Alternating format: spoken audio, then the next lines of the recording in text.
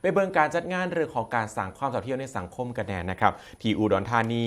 บูรณาการกับภาคีเครือข่ายนะครับจัดงานวันคนพิการสากลประจำปี 2568 ครับภายใต้แนวคิดนะครับส่งเสริมสังคมที่ครอบคลุมและเอื้อต่อคนพิการครับเพื่อให้ทุกภาคส่วนขับเคลื่อนการดำเนินงานด้านคนพิการให้โลกที่น่าอยู่และสร้างความเท่าเทียมในสังคมครับนายณัฐพลวิถีครับรองผู้ว่าราชการจังหวัดอุดรธานีเป็นประธานเปิดงานวันคนพิการสากล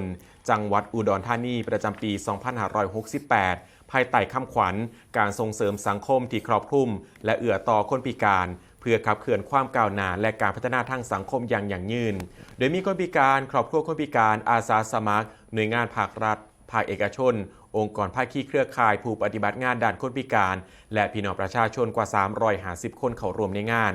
กิจกรรมดังกล่าวนี้มีการจัดนิทรรศการน้อมสำนึกในพระมหากรุณาธิคุณสมเด็จพระนางเจ้าสิริกิติ์พระบรมราชินีนาถพระบรมราชชนนีพันปีหลวง